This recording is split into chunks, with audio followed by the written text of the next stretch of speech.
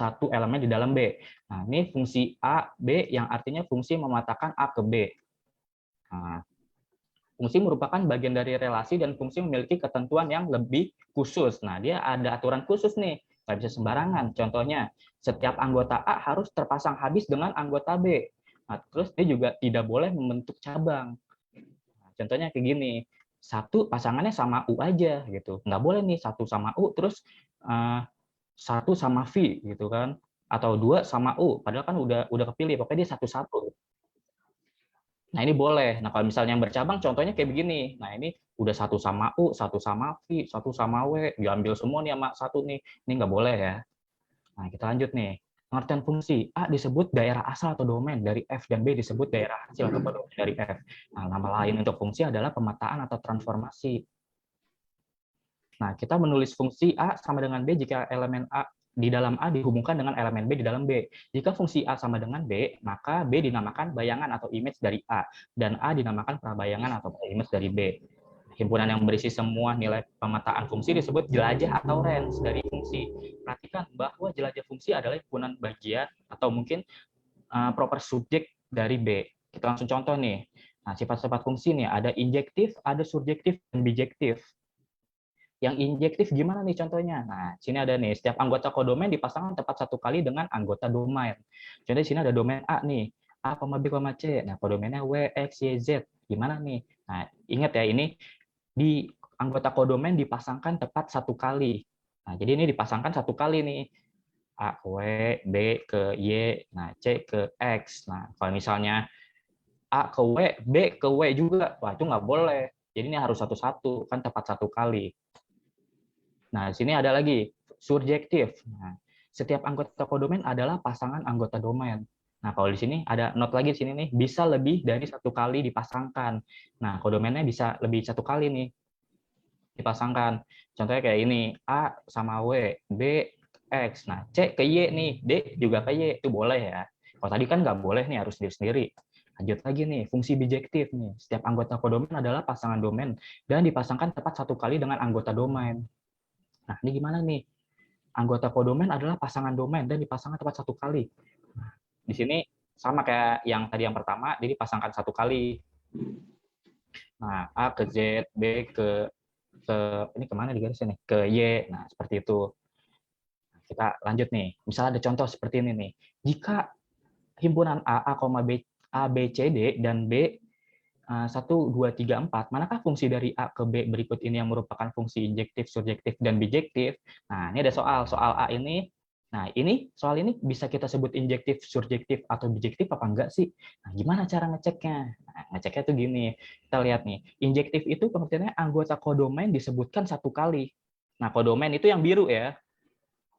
Nah, disebutkan satu kali. Nah, di sini A,1. Nah, ini satu, oke, disebutin. B,1. Wah, kok ini disebutin lagi sini kodomennya? Satu disebutin lagi dua kali, wah itu nggak boleh tuh. Jadi kita udah menyimpulkan nih, ini nggak bersifat injektif, gitu kan. Nah, lanjutnya, kita ngecek lagi yang surjektif. Apakah ini disebut surjektif nih dari soal ini? Nah, surjektif tuh nih, semua anggota kodomen disebutkan. Nah, 1, 2, 3, 4 berarti disebutin nih. Nah, ini satu disebut, oke. 3 disebut, 4 disebut. Lah, kok duanya nggak disebut nih, nggak diajak? Wah, berarti ini bukan surjektif. Lanjut, kita cek lagi, bijektif apa enggak nih? Nah, bijektif itu pengertiannya semua anggota kodomen disebutkan, dan hanya satu kali. Nah, kita udah tahu tadi nih, orang dia nggak disebutkan semuanya, apa tadi kurang tuh, dua nggak diajak. Nah, terus ya apalagi disebutkan hanya satu kali. Ya, ini disebutkannya satunya disebutin dua kali nih. Nggak boleh berarti ya. Nah, berarti ini bukan bijektif. Udah nggak injektif, nggak surjektif, nggak bijektif juga. Ada lagi contoh B nih, A,1, B,2, C,4, D,3. Nah, injektif apa enggak nih? Nah, ini injektif ya, karena kodomennya disebutin satu kali, nggak ada yang double kayak gini nih. Nah, 1, 2, 4, 3, terus sendiri-sendiri kan dia disebutin. Nah, surjektif apa enggak nih? Nah, semua anggota kodomain disebutkan, berarti 1, 2, 3, 4 ini disebutin nih. Disebutin kan di sini 1, 2, 4, 3 tuh. Nah, terus bijektif deh. Nah, semua anggota kodomain disebutkan dan hanya satu kali. Ini disebutin semua nggak? Disebutin semua kan tadi, subjektif. Nah, terus disebutinnya hanya satu kali. Nah, iya satu kali dia, nggak ada yang double kayak yang ini kan. Nah, jadi di sini dia bersifat injektif, surjektif, dan bijektif. Nah, ini ada lagi nih contoh yang terakhir nih. A,2, B,2, C,2, D,2. Injektif apa enggak nih? Nah, ini enggak injektif ya, karena dia sebutinnya, ya sih benar, sebutinnya berkali-kali ini. Dua, dua, dua, dua. Itu kan nggak boleh, kan harus satu kali. Udah gitu gantian kan. Ini dia terus. Nah, terus ada semua anggota kodomen disebutkan. Enggak, nih nggak disebutin semua kan nih. Dua doang yang disebutin. Padahal sini ada 1, 3, 4. Kenapa dua doang? Bijektif apa enggak? Ya karena tadi injektif enggak, surjektif juga enggak, ya berarti dia nggak bersifat bijektif. Oke deh, oke mungkin itu saja yang Wow. yang saya dapat jelaskan. Saya Al, pamit undur diri. Sampai jumpa lagi teman-teman. Oke, terima kasih. Wassalamualaikum warahmatullahi wabarakatuh. Waalaikumsalam warahmatullahi wabarakatuh. Waalaikumsalam Oke warahmatullahi Bu. wabarakatuh. Cocok jadi dosen ya. Al, kamu stop share dulu, Al. Ya Bu. Ini gimana? Ya. Stop share. Oke dah. Oke, iya betul, betul Din, keren, keren. Jadi pertama kali aja aku udah yakin ya. Ini kemarin dia konsul juga, paling paling banyak, Thank you, Din. paling tebel gitu ya. Keren ya, dan ya saya doain mudah-mudahan kamu sukses ya. Amin. Siapa tahu aja kamu bisa jadi dosen ataupun peneliti gitu ya, karena memang sepertinya ada bakat di sana. Ya, kita dengar ya bagaimana Al itu pakai intonasi suara yang penekanan-penekanan itu bagus banget gitu kan. Kemudian selama berapa menit ke depan kita nggak bosan gitu ya tampilannya. Cuman memang ya saya wajar ya, kalau kamu baru mulai gitu ya, nggak semuanya kamu bahas ya, wajar lah, itu bagian saya ya untuk membahas semua yang ada di RPS gitu. Tapi overall oke, thank you ya Al. Oke Bu, makasih Nah juga sekarang, Bu. oke, sekarang saya mau bahas materi saya, jadi kita masuk ke bab pertama matematika diskrit gitu ya. Nah sekarang kita timbul pertanyaan nih ya, segala sesuatunya kalau kalian ingin belajar gitu, temukan dulu apa sih urgensinya buat kalian gitu. Tahu lah ini buat nilai IPK, tapi jangan sampai yang nggak sama sekali tuh kalian tidak paham pentingnya bagi kalian gitu ya. Upayakan harus cari apa sih gitu manfaatnya yang relate sama kalian gitu. Walaupun memang terpaksa untuk ngambil matematika diskrit sebagai materi untuk apa namanya penilaian gitu kan. Namun kalian harus cari apa sih gitu alasannya ini butuh sama saya gitu ya. Dan sebagai seorang guru matematika ya, atau dosen matematika lah ibaratnya gitu ya. Saya pun juga merasa tidak mudah ya materi ini gitu untuk mempersiapkannya gitu, karena saking banyaknya RPS yang harus disampaikan, sedangkan pula juga materinya nggak mudah untuk dipahami. Nah, ini suatu tantangan bagi saya sebenarnya. Makanya saya juga ini berharap dengan adanya presentasi dari kalian, dari sini kan kita sudah ada persepsi awal gitu ya. Setidaknya minimal satu yang presentasi dulu lah gitu ya. Itu sudah lebih baik gitu ketimbang semuanya dari saya gitu. Makanya nanti untuk minggu depan saya tunggu lagi. Jadi ini bagus si Al tuh udah kirim di hari berapa ya kalau nggak salah. Jadi ada kesempatan dia untuk memperbaiki gitu. Siapa minggu depan yang maju ya? Kelompok saya, Bu. Risma yang maju ya. Risma dipersiapkan dari sekarang. Nabilah, Iya. Bu. Nabilah Dini. Oh, Nabila ya, Nabila yang maju ya. Oke, nanti Nabila persiapkan sebaik-baiknya. Saya nggak masalah mengenai benar salah, nggak masalah mengenai kalian bisa atau nggak bisanya, nggak apa-apa gitu. Yang penting ada usaha dari kalian gitu ya. Jadi nggak nol banget gitu. Nah, apa sih sebenarnya apa sih kenapa kalian tuh anak TI dapat matematika diskrit? Ternyata ya matematikanya teknik informatika itu adalah matematika diskrit ini gitu. Jadi di matematika diskrit ini kita belajar untuk mengerti suatu argumen matematika gitu. Dan kita belajar untuk mampu membuat argumen matematika. Saya share aja langsung ya. Saya share dulu.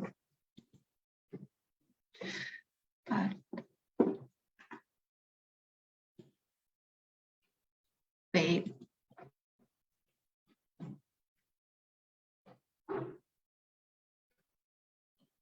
Nah, jadi kenapa sih diskripnya cuma adanya di TI gitu? Karena manajemen nggak dapat, tapi statistik dapat di semuanya.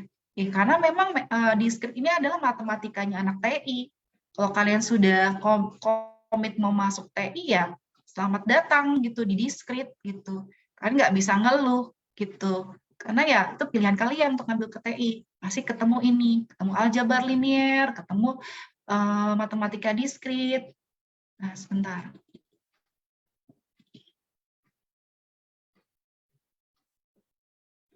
Ya.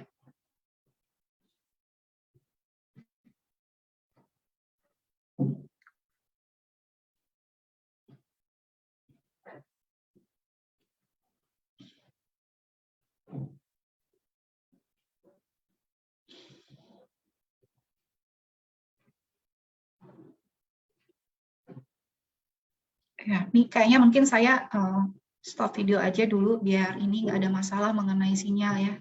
Berapa kali saya ada masalah dengan sinyal. Apakah kalian sudah tampak nih? Sudah tampak? PPT-nya sudah tampak? Gitu Bu lagi. Udah. Udah.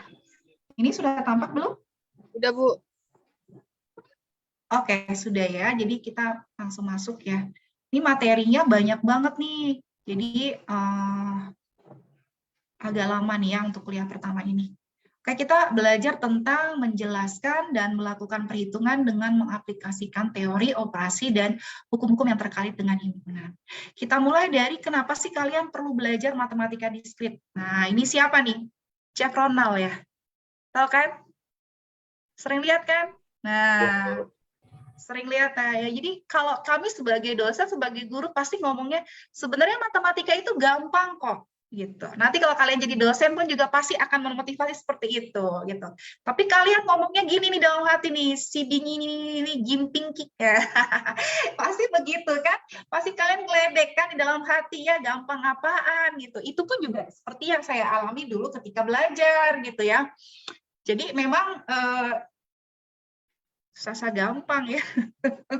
Yang kirain yang susah-susah, yang gampang gitu ya. Jadi kenapa sih kita perlu belajar matematika diskrit? Ada 3 hal ya yang kita perlu ketahui gitu. Kenapa? Karena yang pertama adalah kita belajar ini karena kalian orang anti informatika, kalian itu dituntut untuk belajar secara kritis matematis gitu. Jadi dari situ kalian kalian itu dituntut untuk bisa membuat suatu argumen-argumen matematis yang ada dalam kehidupan sehari-hari gitu. Misal nih, nanti kita belajar mengenai teori graf tuh, gitu. Kalian belajar teori graf, di situ nanti akan dicari gitu kira-kira berapa sih derajat dari semua simpul kalau grafnya itu adalah genap gitu. Nanti kalian belajar di situ ya. Mungkin daripada kalian ini ya takut untuk mempelajari ke belakang ya, saya kasih tahu aja, tapi nggak usah saya kasih tahu caranya ya. Jadi nanti kita belajar tentang graf gitu. Terus kemudian kita juga yang kedua adalah kita belajar tentang fakta-fakta matematika dan cara menerapkannya gitu. Terus dari sini tuh ada suatu filosofi dari Cina gitu ya. Ada seorang matematikawan Cina itu namanya Sun Tzu gitu ya. Sun Tzu itu matematikawan Cina tapi dia dipakai buat ahli perang juga. Ternyata ketika orang Cina itu berperang gitu kan, dia pun juga menggunakan logika-logika matematika. Ini contohnya kayak gini nih. Ini dipelajari nih nanti di diskrit. Tentukan sebuah bilangan bulat yang bila dibagi 5 itu sisanya 3. Nah, bila dibagi 7 sisanya 5. Kalau dibagi 11 sisanya 7. Nah, gitu. Nanti kita belajar tuh materi itu ya di diskrit.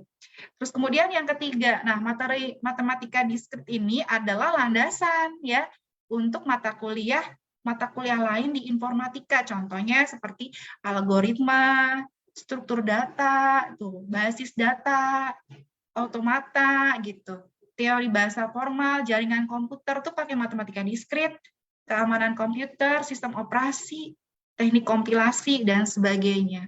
Nah, makanya di sini yang saya bilang tadi, matematika diskrit adalah matematika yang khas tentang informatika, gitu. Kemudian di sini kita mau tahu ya kira-kira apa sih pokok-pokok yang nanti dipelajari di matematika diskrit, gitu ya. Jadi ada matematika reasoning, jadi penalaran matematika, kemudian ada analisis kombinatorial, ada struktur diskrit, kemudian kita belajar juga tentang algoritma, gitu ya. Kemudian kita belajar tentang aplikasi dan pemodelan, gitu. Jadi ini adalah manfaat tentang apa namanya matematika diskrit. Nah, sekarang kita masuk ke kenapa sih perlu belajar mengenai teori himpunan. Nah, kalau membahas mengenai manfaat himpunan dalam kehidupan sehari-hari, gitu ya, tentu kita bertanya sih sebenarnya apa sih sebenarnya manfaat ini, gitu ya. Nah, kita nggak tahu nih, kita nggak tahu betapa bermanfaatnya himpunan ini sebagai dasar dari ilmu matematika. Nah, dengan mempelajari himpunan ya, di sini kalian bisa membantu orang-orang untuk mempelajari logika secara rasional, secara kritis gitu ya. Kemudian metodis, koheren gitu. Kemudian selain itu juga kalian bisa berpikir secara abstrak gitu. Berpikir secara abstrak itu penting sekali untuk kalian, terutama kalian sudah level mahasiswa berpikirnya secara abstrak. Nggak bisa lagi kayak dulu anak sekolah ya. Kalau anak sekolah, anak SD nih gampangannya. Kalau misalnya untuk perkalian, kalian itu kan berarti kalau misalnya 4 kali 3 pakai batu ya 4 dikelompokin sebanyak 3 kali dapatnya 12. Itu berpikir secara tidak abstrak. Kalau berpikir secara abstrak kan harus bisa langsung menghafalnya, harus sudah bisa paham 4 kali 3 berapa. Kemudian kalian pun juga bisa membayangkan ya suatu nilai-nilai logika tertentu, itu berpikir abstrak ya. Jadi itu yang disebut dengan kualitas C3 gitu. Kalau ada soal bentuk C3 itu berpikir secara abstrak, kalian menganalisis gitu. Kemudian juga dengan teori himpunan ini kalian pun juga meningkatkan kemampuan berpikir secara tajam dan mandiri. Kemudian kalian pun juga dapat meningkatkan cinta akan kebenaran gitu dan menghindari kesalahan-kesalahan berpikir secara keliru. Dan kemudian mampu melakukan analisis terhadap suatu kejadian. Nah, sekarang kita masuk ke himpunan. Himpunan ini adalah kumpulan dari objek-objek yang berbeda. Gitu. Nah, himpunan ini digunakan huruf kapital seperti ya huruf A, B, dan C. Gitu. Jadi nggak boleh pakai huruf kecil. Makanya tadi si Al seringkali tidak menyebutkan himpunan apa. Dia langsung dalam bentuk kurung kurawal. Itu kurang tepat, karena himpunan itu harus dikasih nama. Namanya adalah huruf besar. Sedangkan huruf-huruf kecilnya itu yang menjadikan elemennya. Nggak boleh pakai huruf kecil, karena kalau menamakan huruf kecil itu berarti adalah elemennya. Dan dalam himpunan itu ada yang disebut dengan objek atau elemen ya. Jadi objek dalam himpunan itu adalah yang disebut dengan elemen atau unsur atau anggota. Kemudian kita lihat, kita bandingkan ya mana yang merupakan himpunan dan mana yang bukan himpunan. Ternyata kalau kalian ambil contoh nih, kumpulan anak-anak yang pandai, kumpulan anak-anak pandai itu ternyata bukan termasuk himpunan. Ya, kumpulan anak-anak tinggi, kumpulan anak-anak pendek, kumpulan anak-anak gemuk gitu kan, kumpulan anak-anak tampan itu bukan himpunan, ya. Kenapa tidak disebut himpunan? Kenapa? Karena kalau dia disebut himpunan itu berarti dia harus memiliki objektivitas yang sama satu dengan yang lain. Definisinya harus sama satu dengan yang lain. Kalau kita menyebut pandai, pandai itu apa? Tolak ukurnya dari IPK. Apa dari IQ gitu. Bisa jadi saya menyebut Al itu pandai, tapi bisa jadi dosen yang lain tidak menyebut Al itu pandai gitu. Apakah yang pandai itu harus seperti Einstein? Enggak juga, definisi pandai itu macam-macam gitu ya. Kita punya multiple intelligence. Ya, ada orang pandainya mungkin di bahasa gitu kan. Ada orang mungkin pandainya di kinestetik gitu kan, orang-orang olahragawan gitu kan. Dia disebut tidak pandai? Tidak, dia disebut pandai, tapi ada kualitas tertentu. Makanya hal-hal yang sifatnya tidak objektif atau definisi satu dengan yang lainnya berbeda, itu disebut dengan bukan himpunan. Contoh, kumpulan orang cantik. Cantiknya kayak gimana? Istri saya cantik, ya. Itu biasanya suami yang ngomong seperti itu. biar ya memang harus seperti itu, istri itu harus dianggap cantik, tapi masa sih si ibu itu cantik gitu? Nggak cantik-cantik banget, tapi suaminya bilangnya cantik gitu kan. Nah, begitu, berarti ini bukan termasuk himpunan. Sedangkan kalau kamu definisikan anak cantik ini diganti mungkin katakanlah kumpulan putri Indonesia tahun. Nah, bisa ya, itu kamu ganti gitu. Kumpulan anak-anak tinggi diganti kumpulan anak-anak dengan tinggi lebih dari 180 cm. Boleh, itu disebut himpunan ya. Nah, kalau ini kalian sudah jelas ya, hewan berkaki dua itu udah jelas, hewan kaki dua, kakinya ada dua. Hewan kakinya kendaraan beroda 4 kalian sudah tahu yang mana aja gitu kan. Dan seterusnya. Kumpulan mahasiswa pengurus Himatek, himpunan mahasiswa teknik. Nah, itu udah jelas, itu himpunan. Kemudian bagaimana cara menyampaikan himpunan? Tadi si Al juga udah jelasin. Yang pertama adalah di enumerasi. Di enumerasi adalah setiap anggotanya didaftarkan secara rinci gitu. Di jembreng anggota-anggotanya. Gitu. Contohnya himpunan bilangan asli pertama A, berarti 1 2 3 4 dong. Ya, himpunan 5 bilangan genap positif berarti apa? 2 4 6 8 10. Gitu. Kemudian bisa juga nih menyebutkan bentuk seperti ini, nanti jangan kaget ketika kalian belajar SMA, kalian nggak pernah tahu yang begini-begini kan. Nanti ada, jadi himpunan dalam himpunan gitu. Jadi ini adalah himpunan A, B, dan himpunan A, B, C, dan himpunan A, C gitu. Kemudian ini C adalah himpunan A, anggotanya lain adalah himpunan A, himpunan A tuh ada yang kayak gini-gini gitu. Jadi memang nanti di deskripsi kalian banyak banget tuh ketemu simbol-simbol yang aneh ya, yang jarang kalian pernah lihat di bangku SMA dulu. Kemudian simbol-simbol gitu ya, seperti yang saya bilang tadi, untuk penamaan himpunan itu harus disimbolkan dengan huruf besar. Nah, simbol-simbol huruf besar nggak boleh sembarangan. Kalau kalian ketemu C itu adalah miliknya si bilangan kompleks ya. Ada yang disebut bilangan cacah, ya kan? Boleh. Kadang orang menyebutnya bilangan cacah, tapi harus ada definisi. C itu cacah. Kalau R itu udah miliknya si bilangan real, gitu. Q miliknya bilangan rasional. Z bilangan bulat. Bilangan bulat adalah bilangan yang bulat, nggak ada pecahan di situ, ya. Kemudian N miliknya bilangan asli atau bilangan natural. Dan P itu adalah miliknya bilangan bulat positif atau bilangan asli yang tadi disebut ya. Sedangkan untuk semesta adalah seluruh yang menjadi pusat perhatian kita, itu simbolnya adalah U. Gitu. Di deskripsi sudah ditentukan. U itu adalah universal, universe gitu ya. Kalau universe-nya 1, 2, 3, 4, 5, A adalah himpunan bagian dari U, berarti si A-nya 1, 3, 5 gitu. Kemudian bagaimana cara menyajikan himpunan? Cara menyajikan himpunan adalah selain yang tadi, ya, selain yang kedua ini simbol-simbolnya, kemudian dengan cara membentuk notasi pembentuk himpunan. Nah, kalau kamu nanti lihat, ini bacanya adalah X, ya, ini dengan syarat tertentu. Jadi bacanya yang tanda pentung panjang ini adalah dengan syarat tertentu. Nih, contoh nih.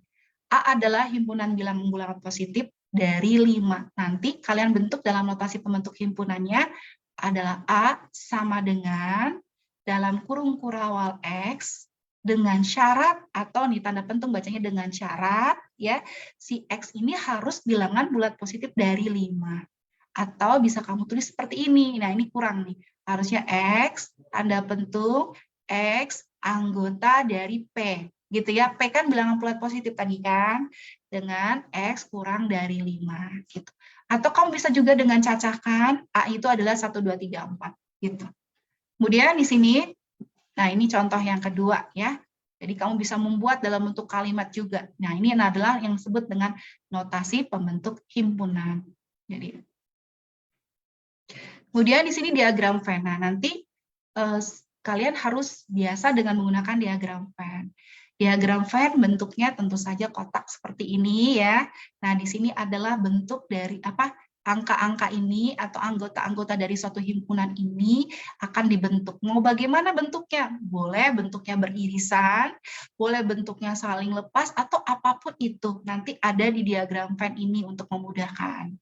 Nah, ini adalah contoh, misalnya universalnya adalah seluruh yang ada di angka di sini, berarti 1, 2, 3, 4, 5, 6, 7, 8. A-nya adalah yang di sini, 1, 2, 3, 4, 5. Dan B-nya yang ada di sini, 2, 5, 6, 8. Ini diagram Venn. Kemudian di sini ada simbol-simbol yang kalian harus ketahui ya. Bentuk seperti ini, E, ya kayak gini, ini dinyatakan sebagai anggota. Gitu. Jadi saya nyebutnya adalah anggota ya selanjutnya. Kalau dipakai coret berarti bukan anggota. Contoh ya, C ini terdiri dari A, B, himpunan A, himpunan B, C, C dan CD, dan himpunan E, 9, E dan 9.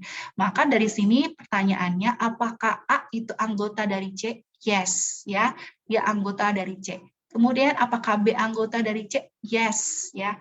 Apakah E anggota dari C? No, walaupun ada E di sini, tapi E-nya itu adalah dalam himpunan, jadi bukan anggota C, gitu ya. Apakah F anggota C? No, tidak ada F di C. Kemudian apakah himpunan A itu adalah anggota dari C? Yes. Kamu lihat di sini ada himpunan A. Apakah himpunan E, 9 adalah anggota dari C? Yes. Apakah himpunan C itu adalah bukan anggota dari C? Yes. Betul. C tidak adalah himpunan C bukan anggota dari C. Yang ada C aja gitu. Berarti gitu seperti itu. Jadi kamu harus tahu ya. Kemudian banyaknya anggota dari suatu himpunan itu disebut dengan bilangan kardinal. Bilangan kardinal adalah banyaknya anggota dinyatakan dalam NC, N dalam kurung C atau harga mutlak C, atau nyebutnya determinan C. Jadi bentuknya adalah harga mutlak C seperti ini. Ini adalah simbol dari banyaknya anggota dalam suatu himpunan, gitu ya. Nah, dalam hal ini berarti C-nya ada berapa nih? Kita hitung 1, 2, 3, 4, 5, 6, 7. Perhatikan, cuma 7. Jadi kamu jangan salah nih, bukan dihitung semua. Ini kan satu bagian. Jadi anggotanya ada 7 ini, gitu ya. Atau ditulis C determinan sama dengan 7. Kemudian ada juga istilah-istilah dalam himpunan. Halo, suara saya terdengar nggak nih? Dengar, Bu. Dengar, Bu. Dengar ya? Sebentar, saya mau pastikan dulu videonya di Facebook saya. Takutnya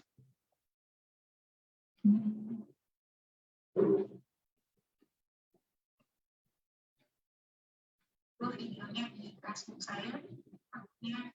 Ini kalian kelihatan ininya, apa namanya? Share-nya. Kelihatan, Bu. Kelihatan, Bu. Kenapa ini nggak kelihatan ya di sini? Ini kalian kelihatan ininya, apa namanya? Share-nya.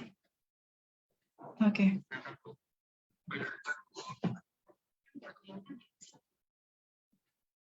Soalnya saya rekam pakai video, pakai YouTube gitu, apa namanya? Nggak ada ya gambarnya di sini, nanti nggak bisa kerekam dah. Tunggu, saya rekam aja di sini deh. Nggak apa ya? Aktifkan video.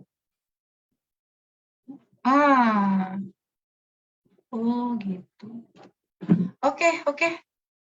Iya, berarti dari tadi saya ada yang salah tekan nih. Oke, kita masuk ke himpunan semesta. Tadi sudah tahu ya, universe. Kemudian ada himpunan kosong. Himpunan kosong adalah himpunan yang tidak memiliki anggota. Bukan berarti himpunan yang terdiri dari angka 0, bukan. Himpunan angka 0 tuh berarti kan dia ada anggotanya, yaitu angka 0. Angka 0 ini, himpunan yang terdiri dari angka 0 dikatakan bukan himpunan kosong. Ya, ini ada anggotanya, tetapi memang dia nggak punya anggota sama sekali. Contohnya adalah himpunan laki-laki yang melahirkan, nggak ada ya himpunan laki-laki yang melahirkan. Gitu. Kemudian ada yang disebut dengan himpunan bagian. Nah, himpunan bagian itu simbolnya seperti ini, himpunan bagian, ya. A, himpunan bagian dari B, artinya si A itu adalah bagian dari si B. Kalau A adalah bagian dari si B, berarti si B-nya ini yang posisinya yang besar, ya. Lihat di sini. Ini kursor saya jalan kan ya? Kursor saya. Goyang kan? Jalan. gerak. Jadi si B ini yang gede, si B ini adalah yang lingkaran besarnya ini, dan si A-nya masuk ke dalam B, gitu ya. Jadi si A ini masuk ke dalam B. Ini dinyatakan A adalah himpunan bagian dari B, gitu ya. Kalau si A itu bukan himpunan bagian dari B, si A itu tidak boleh berada di dalam B, begitu. Apa sih contohnya? Contohnya misalnya bilangan asli. Ini ada bilangan asli, tahu bilangan asli kan? 1, 2, 3, 4, 5, 6, 7, 8, dan seterusnya. Kemudian ada bilangan bulat berarti kan dari min 1, min 7, min 8, min 7, min 6, min 5, min 4, min 3, min 2, 1, 0, 1, 2, 3, 4, 5. Itu bilangan bulat, jadi yang positif dan negatif ya, termasuk 0. Kemudian bilangan prima, kalian tahu bilangan prima kan? Bilangan prima itu bilangan yang hanya memiliki faktor bilangan itu sendiri dan angka 1. Contoh 2, 3, 5, 7, dan seterusnya. Maka dari sini kita bisa melihat hubungan antara himpunan tersebut sebagai Z bukan anggota dari A. Bener nggak? Bilangan bulat bukan anggota dari A. Yes. Kenapa? Karena si Z ini ada anggota-anggotanya yang tidak masuk ke A. Kan ada negatif ya. Bilangan asli kan harusnya positif. Berarti disimbolkan sebagai bukan anggota. Tuh simbolnya begini. Sedangkan NA, bilangan prima, itu masuk ke bilangan asli A. Kenapa? Karena bilangan prima itu kan bilangan positif, bilangan bulat positif. 3, 2, 3, 5, itu kan masuk ke dalam bilangan asli. Sehingga ditulis N, himpunan bagian dari A. Jangan kebalik. Ya. Kemudian ini, 1, 2, 3, himpunan bagian dari 1, 2, 3, 4, 5. Nah, benar. Nah, ini juga boleh. Kita nyatakan 1, 2, 3, himpunan bagian 1, 2, 3. Boleh, nggak apa-apa. Ya, kalau ini yang penting dia minimal sama atau dia harus lebih besar, ya. Jadi dari sini kita simbolkan bahwasanya N bilangan prima, himpunan bagian dari Z itu bilangan bulat, ya. Z bilangan bulat adalah himpunan dari bilangan R adalah bilangan bilangan real, dan himpunan bilangan real adalah bagian dari himpunan bilangan C tadi apa? Kompleks, ya. Kita lewat aja ini. Kemudian himpunan ekivalen adalah dua buah himpunan yang dinyatakan banyak anggota A dengan B itu sama. Jadi NA sama dengan NB, atau banyaknya anggota A sama dengan banyak anggota B. Dan dua himpunan ini kalau dikatakan ekivalen itu harus sama anggotanya. Perhatikan. Ekivalen itu belum tentu jumlah anggota-anggotanya itu sama, tapi jumlahnya. Contoh 1, 2, 3 dengan A, B, C itu dikatakan ekivalen. Kenapa? Karena memiliki jumlah yang sama, yaitu 3, walaupun unsur-unsurnya berbeda. Itu disebut dengan himpunan ekivalen. Kemudian ini adalah diagram, kita belajar diagram Venn ya.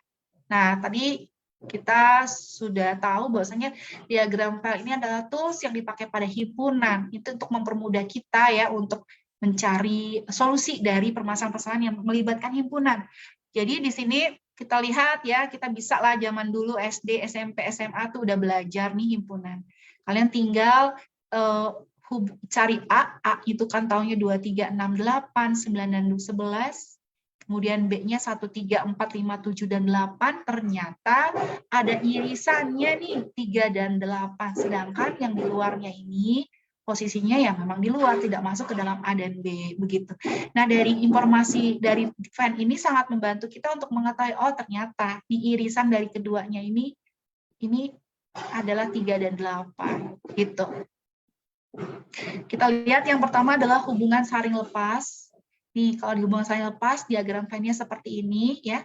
Notasinya, atau yang disebut dengan disjoint, notasinya A garis 2, itu dikatakan saring lepas.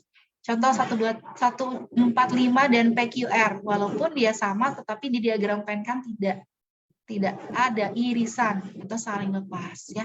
Yang nomor 2 itu juga dikatakan saling lepas.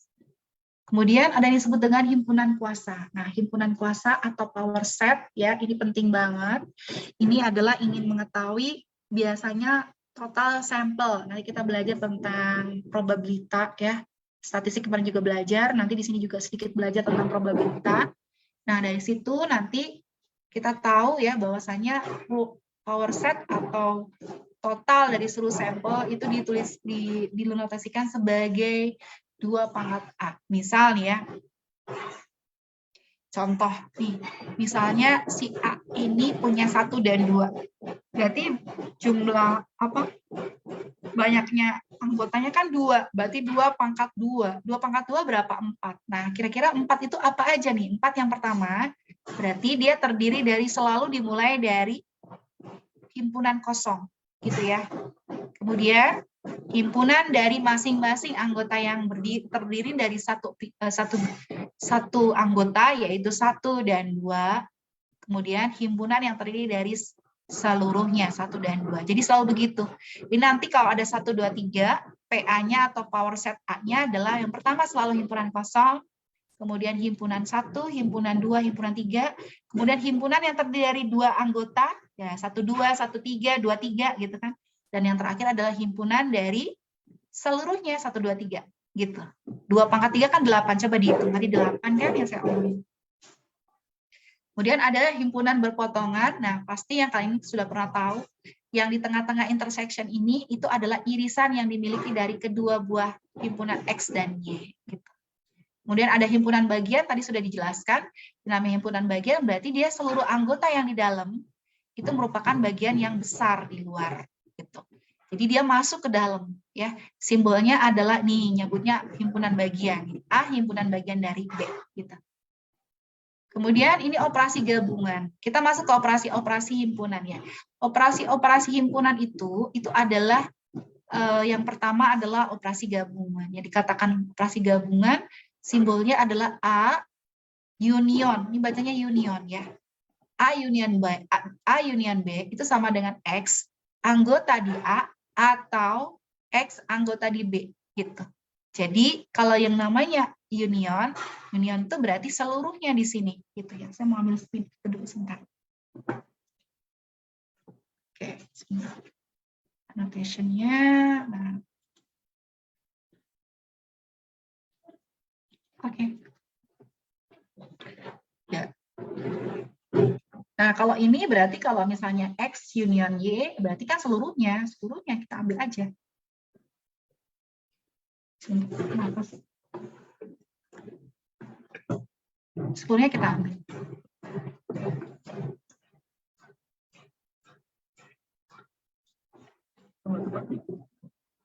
Benerin dulu maksudnya.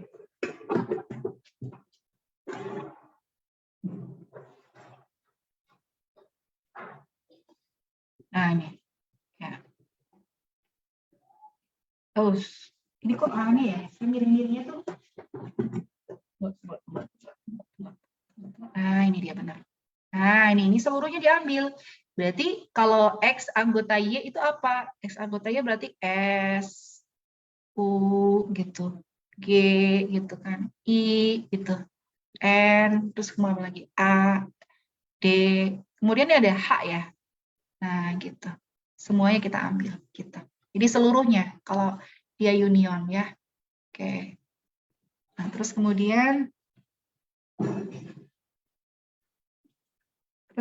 kalau dia irisan ya berarti yang di sini yang irisan. Irisan berarti yang ini. Yang di sini nih. Nah, segini. Nah, PRI ini. Nah, gitu kan. Terus kemudian nah, kalau selisih itu gimana? Kalau di sini selisih A, selisih dari B, itu berarti kita cari yang ada di A, tetapi tidak boleh dia itu A juga anggotanya di B, begitu maksudnya. Jadi, kalau A selisih dikurangin B yang ini tuh. Gitu. Nah, kalau B dikurangin A, sebaliknya, kalau B dikurangin A, misalkan gini nih, B dikurangin A, berarti cuma yang di B. Nah, gitu. Ini A, ini B, gitu. Contoh nih, kalau misalnya ada A, 2, 3, 4, 6, 7, 9, B, 1, 2, 3, 5, 6, 8, 9, dan 10, kita pengen cari A dikurangin B. Kamu lihat si A aja dulu. Tuh. Gitu. Kamu lihat si A aja dulu. Kemudian dari sini, kamu cek ya B-nya. Apakah ada 1? Tidak ada di sini, berarti tidak. Apakah ada 2 di sini? Ada 2 di sini, berarti dicoret, berarti tidak. Apakah ada 3? 3-nya coret. Tuh. Apakah ada 5 di sini? Tidak ada. Ya. Apakah ada 6? 6-nya dicoret. Apakah ada 8? 8-nya Tidak. Kemudian apakah ada 9? 9-nya, nah sama, berarti dimiliki oleh B. Apakah ada 10? 10 nggak masuk, 10 di luar. Nah, sisanya yang nggak dimiliki sama B apa? 4 dan 7. Jadi jawabannya 4 dan 7. Nah, kalau B dikurangi A, sebaliknya B dikurangi A. B dikurangi A, sebaliknya.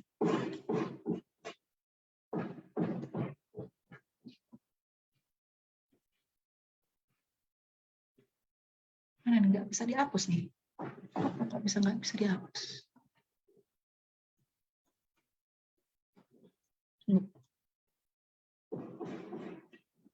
Ini kenapa ya? Wait. Oh, ini tuh dia. Oh, ini tuh dia. Aku nulisnya di Word-nya. Sebentar, ulang lagi. Oh, pantesan. Bentar ya. Penulisnya di dulu. Di chat. Oke. Di mana ya? Wait, sebentar. Aku mau ngilangin dulu tulisannya nih, kayaknya ketulis kecoret nih. Oke, sudah. Oke, sudah nih kayaknya. Oke, kita mulai lagi ya. Apakah sudah tampak? Sudah tampak? Sudah, Bu. Iya, oke. Ini kan juga belajar beda staf. Ini di mana ya? Komplement. Nah, ini. Oke. Nah, sekarang kalau misalnya sebentar, wait. Oke. Nah, kan kalau misalnya B dikurangin A, berarti kita fokusnya di B ini gitu. Hilangkan angka-angka yang tidak ada di A gitu ya. Coba kita cek ya. Kita cek di sini ada angka 2, berarti 2-nya nggak boleh. Kemudian di sini ada angka 3, angka 3-nya nggak boleh. Di sini ada angka 4, ya. Nggak ada 4 di sini, berarti nggak ada di irisan kan. Kemudian 6 ada tuh. Kemudian 7 nggak ada di sini, kemudian ada 9. Sisanya tidak tercoret adalah 1, 5, 8, dan 10. Ini hasilnya seperti itu. Nah, sekarang pertanyaannya bagaimana B dikurang C dengan C dikurangi A. Sekarang kita coba aja. B dikurangin C, berarti di B. Kita coret lagi. Nah, berarti dilihatnya dari sini, ya. Dari C-nya, 3, 5, 9. Kita mulai. 3, ada nggak 3 di sini? Ada, coret. 5 ada nggak 5? 5 ada di sini, coret. 9 ada nggak? Ada semua di sini. Berarti B kurang C sisanya aja. Berarti berapa? 1, 2, 6, 8, dan 10. Begitu. Kemudian C kurangin A. C kurangin A. Ini C-nya saya garis. Kemudian A-nya ini. Dan kita cek 2 ada nggak di sini? Nggak ada. 3 ada nggak? Ada. 3 berarti dicoret. 5 ada nggak di sini? Enggak. Kemudian 4 ada nggak? Enggak. 6 nggak ada. 7 nggak ada. 9 ada. Jawabannya adalah cuma 5. Begitu ya kalau pengurangan.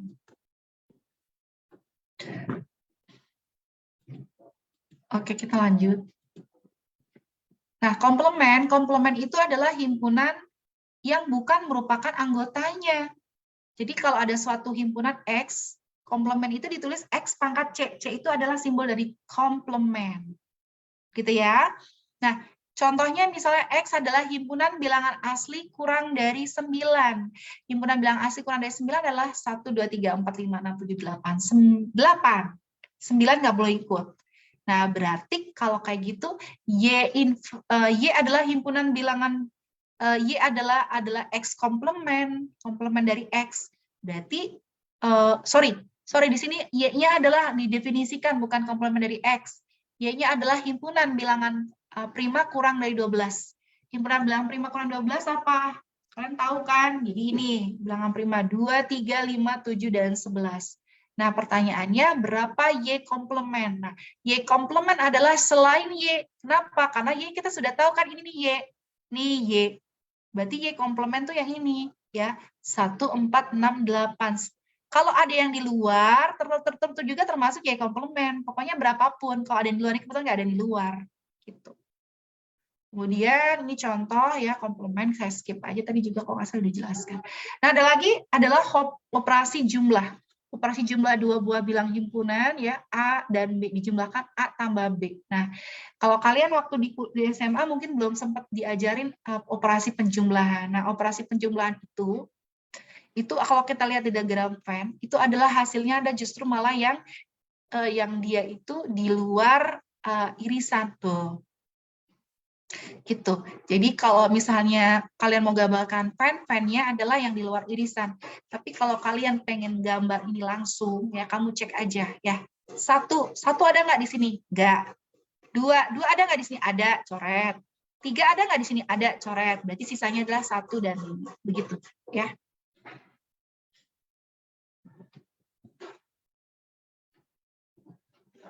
Terus kemudian kita lanjutkan. Ada lagi yang namanya operasi selisih, ya. Operasi selisih dari dua buah bilangan itu adalah caranya ini, ya.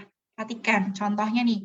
1, 2, 3, 4, 5 dengan 2, 3, 5, dan 6. Nah, disebut selisih itu jika, di sini selisihnya, itu jika, jadi dia itu bukan merupakan anggota, misalnya nih ya, A dikurangin B. Kalau A kurangin B berarti dia itu merupakan anggota di A, tetapi bukan anggota di B. Wah, kayak gimana tuh? Contohnya kayak gini nih, kita gambar diagram Venn. Kita gambar diagram Venn. Nah, kita cek di ini biasanya ada irisan, kita gambar aja ya. Si A-nya tuh di sini. A-nya 1, 2.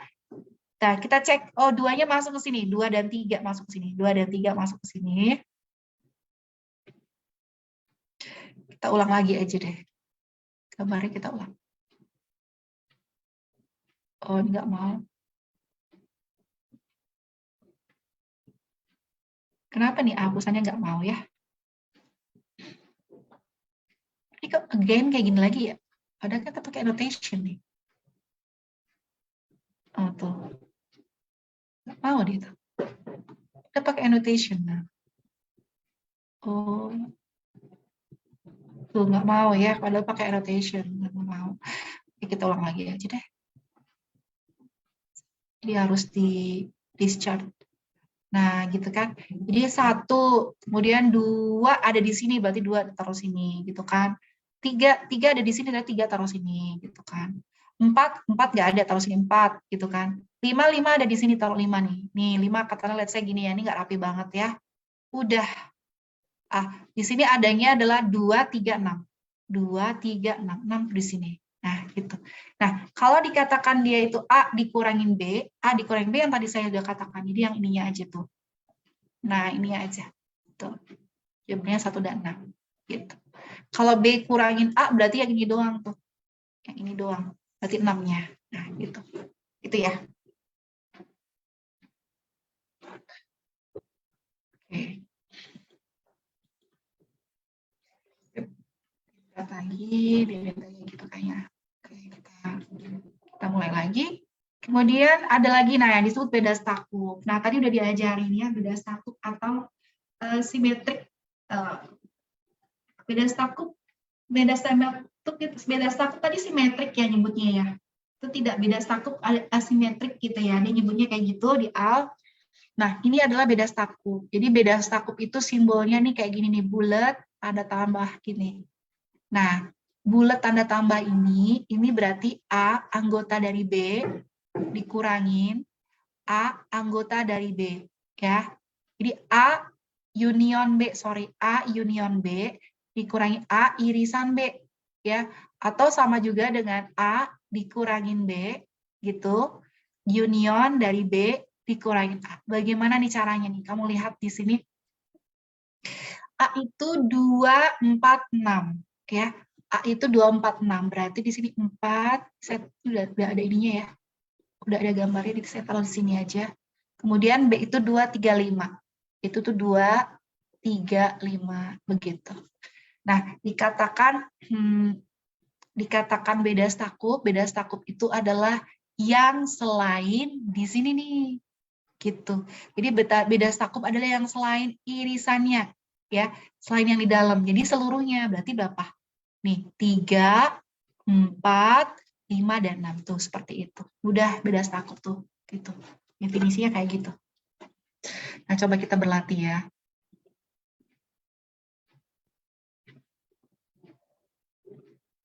Oh, ini karena aku pakai dia apa? Pennya ini, pennya PPT. Makanya dia nggak mau. Oke, kita coba nih beda stack ya. Oke, kita mulai. Oke, sekarang kita coba nih, ada operasi beda stakup dengan A itu gini, 1, 2, 3, 4, 5, 6, 7, 8, 9. Ini, si A ini nggak ada 7-nya nih ya. B-nya itu 2, 7, 8, 11. C-nya 1, 3, 5, 7, 9, dan 11. Dan D-nya 0, 1, 2, 5, 6, 7, 9, dan 12. Nah, sekarang kita coba ya. A, ya, A, beda stakup dengan B. Bagaimana? A beda stakup dengan B. Ini kan ini A, ya. Ini B, gitu. Kita cek ya, kita cari, kita keluarkan mana yang bukan irisan. Kita cek ya. 1 ada nggak di sini? Nggak ada, ya kan? 2 ada nggak di sini? Nggak. 2 ada di sini. A dan B memiliki 2, berarti si 2 ini nggak usah masuk. Itu disebut dengan beda stakup. 3 di sini ada, di sini nggak ada, berarti masuk. Yang penting kan dia tidak irisan ya. Di sini 5, dan di sini tidak ada 5, berarti masuk. Di sini 6, di sini tidak ada. 8 dan 8 ada, berarti dia keluar gitu. Kemudian 9 di sini tidak ada 9. Oke, berarti masuk 10 dan di sini tidak ada. So, jawabannya adalah A beda stakup dari B itu adalah 1, 3 ya, diurutkan ya. 5, 6, 7, 9, 10 dan 11. That's it. Gitu ya. Dapat ya? Itu. Nanti kalian coba cari untuk B beda stakup C, A beda stakup C, dan A beda stakup dari D. Oke. Kita next. Kemudian kita latihan soal, nanti silakan ya kalian latih ya. Latihan ini saya sudah nanti akan share ke grup ya. Kita lanjutkan, ini juga contoh. Nah, sekarang kita belajar tentang perkalian kartesian. Nah, kalau perkalian kartesian itu artinya kalian mengalihkan himpunan A dengan himpunan B. Jadi kalau di sini dia nyebutnya C dengan D. Jadi kalau dikatakan dia itu himpunan C adalah contohnya nih 1, 2, 3, D-nya A dan B, itu berarti kalian tinggal jodohin aja. Jadi kan ini kan berarti kan ada 3 anggota, ini ada 2 anggota, berarti 3 kali 2 nanti hasilnya 6. Coba cek. 1, 2, 3, 4, 5, 6. Ada 6 anggota. Nah, ini adalah perkalian kartesian dari A, C, dan D. Gitu. Nah, misalkan A dan B adalah himpunan semua bilangan real. Kalau himpunan bilangan semua real kan berarti kan anggotanya tak terhingga. Gitu kan. B-nya juga tak terhingga. Berarti nanti perkalian A dengan B adalah semua titik pada bidang datar. Iya, karena dia perkaliannya adalah dua buah A dan B. Nanti akan dibentuk suatu himpunan dengan semua titik di bilangan datar ya, koordinat kartesius. Kemudian ini contohnya lagi. Ini juga contoh konkret nih. A itu himpunan makanan. B itu himpunan minuman. Berarti kalau kita ingin kalikan dengan kartesian, kita tinggal mendapatkan hubungan dari pasangan itu, gitu kan? Pasangan makanan dan minuman. Berarti ada berapa ini? Ada 4 kali 3, 12, gitu ya. Nah, ini juga nih ada, oh ini SC itu soto, oh S itu C, oh gitu. Jadi ini hasilnya, jadi ada 12 tuh. 1, 2, 3, 4, 5, 6, 7, 8, 9, 10, 11, 12, gitu. Nah, ini adalah sifat-sifat operasi himpunan. Ya. Yang pertama adalah hukum identitas. Hukum identitas itu adalah di mana jika ada suatu himpunan A, ya union atau digabungkan dengan himpunan kosong, ya ini himpunan kosong, ini hasilnya adalah himpunan itu sendiri. Kemudian kalau ada A, ya diiriskan, kan tahu irisan tuh yang di tengah-tengah ya, yang merupakan irisan yang di tengah-tengah tadi, yang di diagram Venn. Kalau kalian diiriskan dengan universe adalah semesta, nanti hasilnya juga A. Kemudian yang kedua adalah hukum nul atau hukum dominasi. Kalau ada A diiriskan dengan himpunan kosong, kalau A diiriskan dengan himpunan kosong, apa yang kesamaan dari mereka? Yang kesamaan dari mereka adalah himpunan kosong juga. Gitu. Kan A itu terdiri dari himpunan kosong. Gitu. Jadi apa yang sama dengan himpunan kosong? Berarti himpunan kosong. Kemudian A gabungan dari U, A gabungan dari universe, hasilnya adalah universe. Gitu. Yang namanya gabungan berarti kan digabungin semuanya. Karena A masuk dalam universe, berarti hasilnya adalah universe. Kemudian hukum komplement. Hukum komplement itu kalau ada A gabungan A, hasilnya adalah universe. Ya, kalau A digabungin sama A adalah hasil dari universe. Kemudian A diiriskan dengan A, hasilnya adalah himpunan kosong. Kemudian ada lagi yang disebut dengan hukum idempotent. Ya, tunggu. Ini kayak ada something wrong. Ini harusnya A ini maksudnya adalah R ya, bilangan asli ya. Ini R. Ini something wrong nih kayak gini. Nanti saya cek lagi, ini ada something wrong. Jadi ini fontnya yang salah nih. Jadi hukum idempotent aja ya. Hukum idempotent itu kalau ada A, irisan A, ya dia hasilnya A. Union A hasilnya A. Idempotent itu ya berarti sama hasilnya. Kemudian ada hukum involusi. Ini komplement, bacanya komplement ya. Komplement tadi kan pangkat C ya. Nah, bisa juga pakai Y1 di atas gitu. Jadi kalau ada A komplement, kemudian dikomplementkan lagi, hasilnya adalah A itu sendiri. Kemudian ada juga yang disebut dengan hukum penyerapan atau absorpsi gitu. Kalau ada A gabungan dalam kurung A irisan B, hasilnya adalah A. Kemudian A irisan dalam kurung A gabungan B, hasilnya juga ada A. Kemudian sifat ketujuh adalah komutatif ya. Kamu tahu komutatif, jadi dibalik-balik hasilnya sama. A gabungan B sama dengan B gabungan dengan A. Kemudian A irisan B sama dengan B irisan A. Kemudian juga ada asosiatif, pengelompokan. Kalau kamu kelompokkan yang belakangnya dulu, B dengan C, bisa sama juga kalau kamu kelompokkan dengan A dengan B. Tapi ingat, yang namanya asosiatif, dia harus berlaku pada tanda yang sama. Kalau dia tandanya semuanya adalah union atau gabungan, nggak boleh yang satu union, yang satu irisan nggak boleh. Itu disebut dengan hukum distributif, nanti hukum ke-9. Kalau ini hanya berlaku untuk yang tandanya sama. Kemudian hukum yang distributif ya, ini yang berlaku dengan tandanya berbeda. Ingat, hukum distributif kita pernah belajar dulu. Hukum distributif. Ini hukum distributif tuh kayak gini nih. Ini ya. A gabungan B nih, A gabungan B ya. Irisan. Kemudian A gabungan C tuh gitu. Jadi dia didistributifkan, disebar. Kemudian ini A irisan B digabung. Nah, ini union A irisan C, begitu ya. Kemudian yang ke-10 adalah sifat De Morgan. Nah, sifat De Morgan ini adalah yang tadi tuh ya, kalau misalnya kita pakai komplement ya, kita unionkan A dan B, kita komplementkan, ternyata hasilnya dibalik. Jadi ini ya komplementnya masuk ke sini jadi A komplement. Yang tadinya tanda union berubah jadi tandanya irisan, ya intersection. Kemudian B-nya yang tadinya B, ini B komplement. Yang bentuknya irisan nanti berubah jadi dia union. A-nya A komplement, B-nya B komplement. Kemudian ada hukum 01. Hukum 01 ini berlaku untuk angka bilangan himpunan kosong ya, dengan universal. Jadi hukum 01 itu kalau komplement dari himpunan kosong hasilnya adalah union. Jadi himpunan kosong itu komplementnya union gitu. Union komplementnya adalah himpunan kosong. Itu yang disebut dengan hukum 01. Lanjut. Kemudian ada prinsip dualitas ya. Prinsip dualitas itu artinya dua konsep yang berbeda tapi sifatnya dipertukarkan, itu tetap memiliki jawaban yang sama. Contohnya seperti ini ya. Nah, contohnya di Amerika Serikat sama di Indonesia gitu ya. Mobil di Amerika Serikat itu kemudinya di kiri. Benar ya? Di Amerika Serikat tuh kemudinya di kiri gitu. Di Indonesia ya, kemudinya di kanan. Otomatis karena kemudinya itu di kiri di Amerika, semua aturannya dia itu selalu dibalik.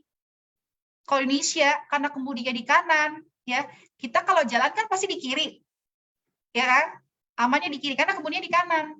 Kalau di kanan kan berarti kan dia kan bisa jalannya di jalur lajur kanan kalau yang kendaraan bermotor.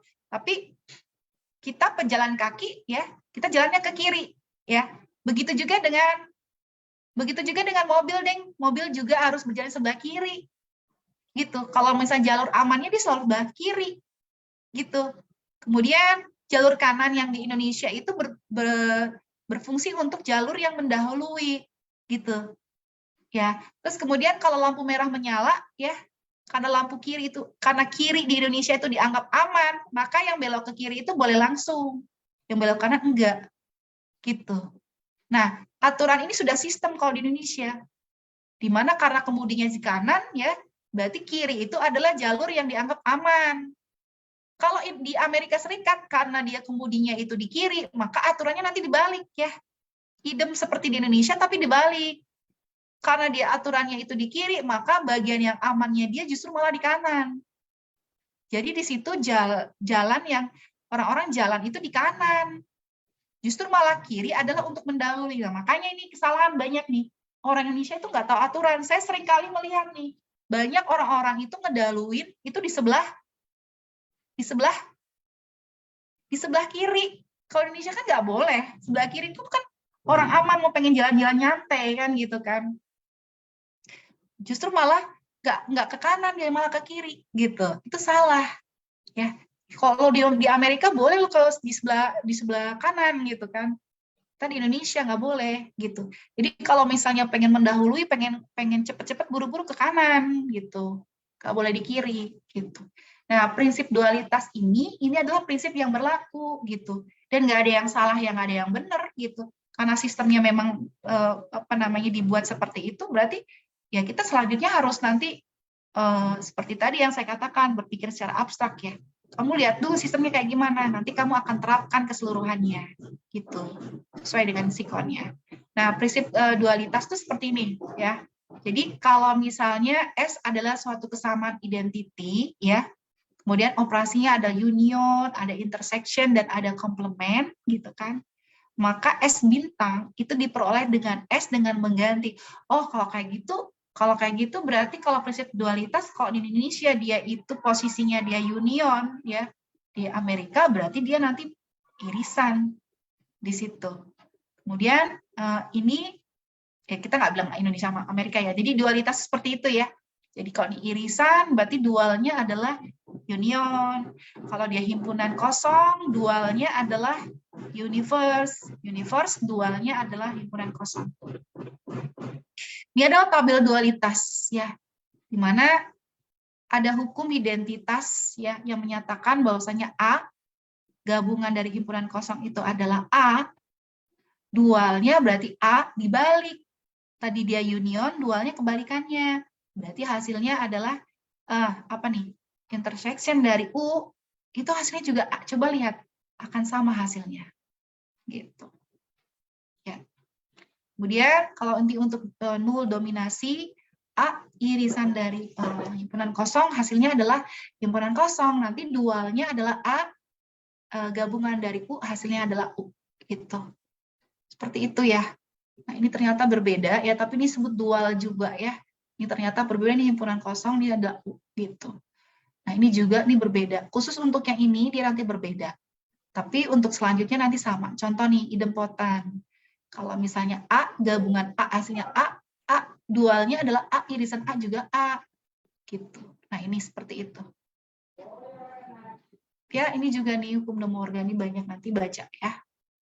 Kemudian, contoh nggak usah, saya skip aja.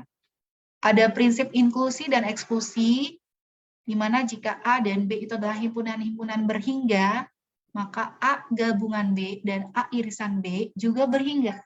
Dan berlaku, ya, harga mutlak A gabungan B sama dengan jumlahan dari ini. Ini hukum De Morgan, ya. Itu prinsip inklusi eksklusi sebenarnya. Jadi, banyak anggota, ini ada simbol banyak anggota, ya. Dari A gabungan B sama dengan anggota A ditambah anggota B dikurangi A irisan B, A irisan B, gitu, banyak anggotanya. Nah, kalau dia himpunannya ada 3, ABC, nanti bentuknya seperti ini. Jadi, banyak anggota dari A gabungan B gabungan C itu adalah masing-masing ya, banyaknya anggota A, anggota B tambah anggota C dikurang banyaknya anggota irisannya, masing-masing ini kombinasinya ditambah dengan irisan ketiganya. Ini latihan 1, lewat aja, nanti buat latihan sendiri sama kalian. Ya, ini juga saya skip ya, karena waktu juga. Nanti ya. Contoh ini aja deh, saya jelasin. Jadi di sini ada survei terhadap 60 orang membaca koran, 25 orang membaca Kompas, 26 membaca Merdeka, 26 membaca Bola, 9 membaca Kompas dan Bola, 11 membaca Kompas dan Merdeka, 8 membaca Merdeka dan Bola, 3 membaca ketiganya. Nah, ini harus digambarkan dalam diagram Venn. Pertanyaannya, berapa orang yang membaca hanya 1 koran? Nah, itu gimana? Nah, kita coba lihat. Nah, kita lihat tahu di sini banyaknya yang A 25, B 26, C 26.